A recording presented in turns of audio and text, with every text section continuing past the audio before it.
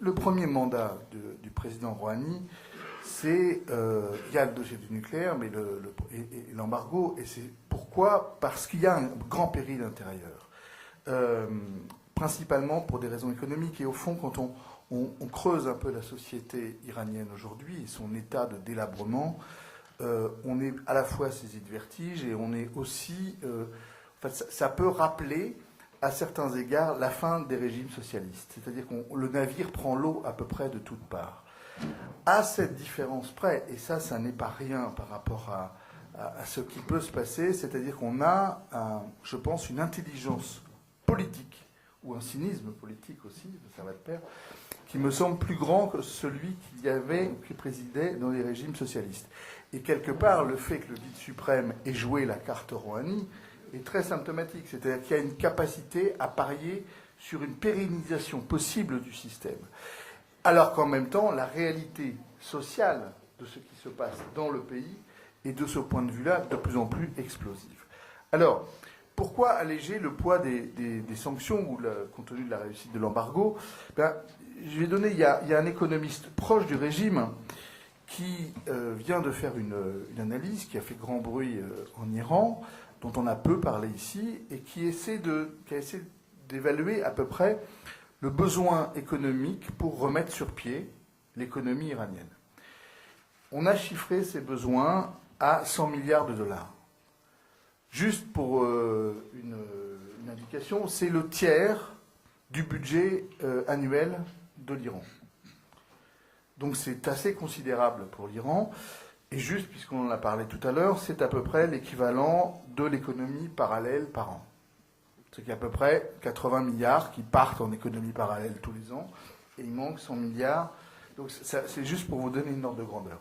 Alors, pourquoi il y a besoin de 100 milliards? Il y a besoin pour plusieurs raisons. D'abord parce que c'est un pays qui a eu, et ça a été dit tout à l'heure, une volonté expansionniste très forte, qui est consubstantielle à sa nature, mais qui s'est retrouvé privé d'une grande partie de ses recettes du fait de l'embargo. Donc il a continué à avoir une politique relativement dispendieuse dans ses dépenses et ses investissements, j'allais dire, politiques, puisque c'est une forme d'investissement politique, sans pour autant avoir des recettes. Donc ça, c'est le premier point.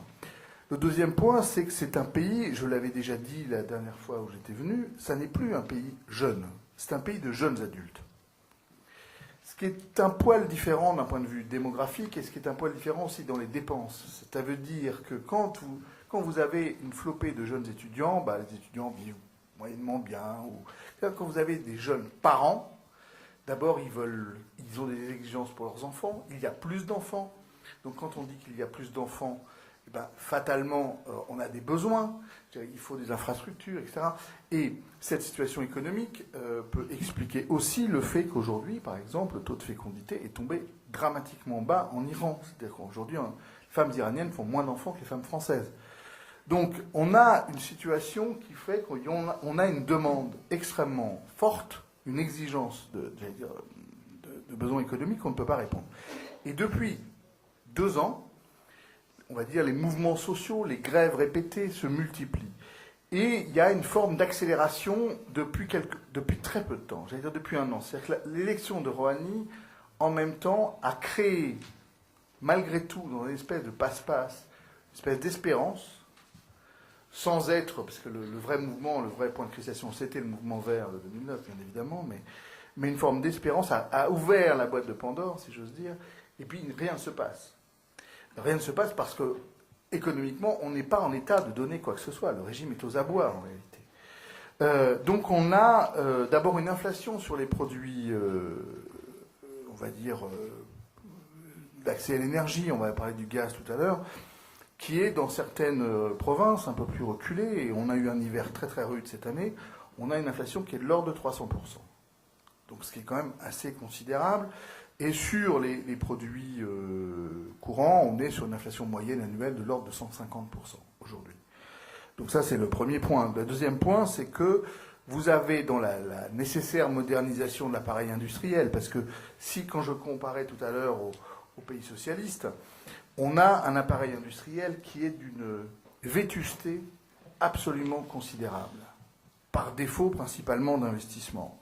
Donc on commence à prendre des décisions dans des entreprises d'État ou parapubliques qui entraînent des licenciements, mais il n'y a pas de protection sociale derrière, donc ça pose d'énormes problèmes sociaux, des émeutes, des grèves. Il faut savoir qu'il y a eu, depuis décembre, il y a des grèves régulières dans des usines de pneus, dans des usines d'équipements informatiques, dans les services. C'est-à-dire que les grèves se répètent en cascade. D'abord, c'était l'industrie, puis ensuite, ça a été les économies de produits manufacturés, et puis maintenant, ça gagne les services. Alors, ensuite, la vétusté, elle a un autre problème, cette vétusté industrielle et cette absence d'investissement, c'est le fait qu'on a je vais vous donner juste un exemple sur le gaz, parce que c'est très symptomatique. On a un réseau de distribution de gaz, par exemple, qui est totalement obsolète. Et sur une des plus grandes centrales qui a été faite, la centrale de Parchute, qui est une centrale près de Téhéran de gaz, on a 18 bornes d'extraction qui ont été commandées en 2005 et qui ne sont toujours pas finies. Donc sur les 25 bornes d'extraction de ce centre de production de gaz, en fait, on est dans l'incapacité de fournir du gaz à la totalité de la demande iranienne. Alors c'est un paradoxe incroyable, c'est-à-dire que si demain l'économie redécolle, eh ben, on sera encore plus dans l'incapacité de répondre à la demande, parce que plus une économie marche, plus on est énergivore, et moins vous êtes capable de fournir de l'énergie. Mais aujourd'hui, on ne fournit pas assez d'énergie parce qu'on n'a pas assez investi, parce que les choix politiques qui avaient été faits étaient autres. Et j'ajoute que le prix du gaz avait été, on va dire ça comme ça, caché, l'inflation réelle du gaz, son prix réel avait été en partie caché par la politique de Mahmoud Ahmadinejad, qui était une politique où il y avait eu énormément d'aides, de subventions qui avaient été données aux familles pour le paiement de l'énergie. Et ces subventions ont été supprimées. Donc on se retrouve aujourd'hui, c'est l'autre élément qui explique l'inflation galopante, c'est pour ça que je faisais le parallèle des économies socialistes, c'est-à-dire qu'à un moment donné, quand l'économie s'est totalement, ou l'aide publique s'est totalement retirée, on retombe sur une loi de l'offre et de la demande, et dans un pays qui produit peu, donc où il y a peu d'offres, mais où il y a une demande toujours conséquente, ben, mécaniquement, ça fait monter les prix, et les 3/4 des gens ne peuvent plus suivre, c'est ce qui se passe. Alors ça, c'est le premier tableau économique avec ses conséquences sociales dans la société iranienne. Et il y en a un autre, parce que, évidemment, ça crée un problème social et il faut pouvoir politiquement y répondre. Alors, la première chose, c'est que le gouvernement a tenté de casser, le nouveau gouvernement a tenté de casser ce qui avait été fait par, on va dire, Mahmoud Ahmadinejad, et une politique de subvention à tout va, pour essayer de, j'allais dire, tuer dans l'œuf toutes les contestations, et plus encore depuis 2009. Et je reprends la métaphore d'un des officiels du régime qui dit, au fond, on a eu une voiture qui s'est écrasée contre le mur et on a fait croire qu'elle roulait toujours. Donc voilà, on est à peu près dans cette situation-là aujourd'hui. Alors, l'un des effets, par exemple, qui a été à l'origine d'émeutes importantes ces derniers jours en Iran, c'est qu'on a fait un panier. On établit un panier avec des aliments pour les populations les plus exposées socialement, les plus modestes, et qui leur permettait de tenir face à l'hiver, etc. Bon. Or, il y a eu des émeutes à peu près dans toutes les villes importantes, à Ispahan, à Kops, à Rome, à Téhéran aussi. Pourquoi ? Parce qu'il s'est passé deux choses. Donc, suivant les villes, il y a eu, mais c'est très intéressant parce que ce panier, qui a été appelé par les Iraniens le panier de la honte, j'allais dire, il raconte deux choses de la réalité iranienne d'aujourd'hui. D'abord, les Iraniens, qui ont été habitués à une certaine grandeur de leur propre pays, le fait de se voir, imaginez que tous les Français vont au restaurant du cœur. Il y a quelque chose de cet ordre-là dans la métaphore. Donc ils ont trouvé extrêmement insultant d'avoir un panier avec, qui plus est, enfin ils estimaient, des aliments d'une très très très mauvaise qualité. Donc au fond, c'était vécu comme quelque chose d'infamant. Donc ça, c'est le premier élément. Donc ça a créé des colères sociales, des frustrations, des manifestations, etc. Ça, c'est le premier point. Et puis, dans d'autres villes, en général les villes les plus pauvres, où finalement on pouvait se satisfaire de la qualité médiocre des produits, eh bien, beaucoup d'Iraniens ont considéré que la distribution de ces produits était très inégalitaire. C'est-à-dire que, comme par hasard, les affidés du régime, finalement, se retrouvaient avec les meilleurs paniers ou avec un panier un peu plus fourni, tandis que les autres avaient un panier un peu moins fourni. Et donc, ça a occasionné des émeutes, etc. Et donc, ça c'est vraiment... Enfin, moi, pour être allé, quand j'étais jeune, dans les pays socialistes, c'est ce qu'on vivait dans la fin des pays socialistes. Ça peut rappeler la Roumanie de Ceausescu, la distribution des paniers. Et à chaque fois, on a l'impression que maintenant, chaque événement social a en lui-même, j'allais dire, une espèce d'étincelle prête à démarrer. C'est-à-dire que tout est dans une situation incroyablement, naturellement explosive. Et alors, cette histoire du panier, elle est importante aussi pour deux raisons.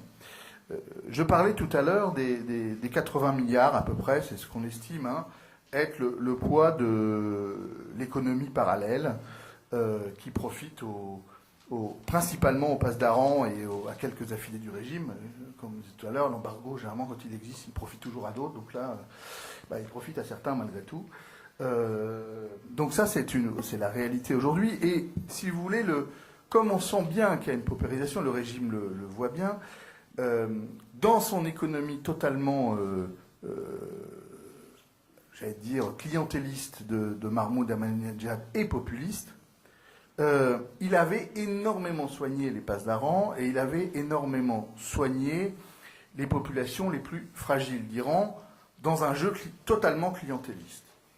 Le problème, c'est que aujourd'hui, on a décidé d'arrêter ça parce que d'abord c'était incroyablement coûteux. Deuxièmement, il y a des dissensions au sein même du régime extrêmement fortes. Donc, on est arrivé à une politique, j'allais dire, de ce point de vue-là, plus classique. Sauf que dès que Rouhani a commencé à avoir des propos, on va dire, relativement conciliants pour attirer la bienveillance américaine, il s'est heurté en interne à des phrases assez sévères des Pasdaran, et donc il s'est agi très vite d'avoir un jeu politique où d'un côté on avait une image extrêmement moderne, mais de l'autre il fallait contenter la garde la plus dure du régime pour assurer aussi une paix sociale. Et donc ce qu'on a retiré, on le redonne d'une autre main aujourd'hui. Et donc finalement, les économies que l'on pensait faire dans la suppression, j'allais dire, des subventions à tout va qu'avait pu donner Mahmoud Ahmadinejad, eh bien, sont redistribuées d'une autre façon. Et les gens commencent à trouver que le système, on ne peut pas continuer à avoir des banques qui ne prêtent à taux zéro à des amis du régime et qui vont vous prêter à 25% ou à 30% d'intérêt si vous n'êtes pas affilié au Pasdaran, etc., etc. Je peux multiplier les exemples à l'infini, mais c'est effectivement comme ça que ça se passe. Et de ce point de vue-là, rien n'a changé et les gens ont pensé à un moment donné que ça changerait. Généralement, quand on a une population de plus en plus formée et sans espoir, c'est toujours socialement extraordinairement périlleux pour un pays. C'est ce qui s'est passé notamment en Tunisie, c'est ce qui s'est passé, enfin c'est ce qui se passe à chaque fois, mais c'est encore plus terrible quand vous avez un pouvoir politique qui se sent aux abois, ça a été très bien dit par Frédéric Ancel tout à l'heure, et qui a des réflexes totalitaires évidents et avérés. Voilà. Merci à vous. Merci beaucoup.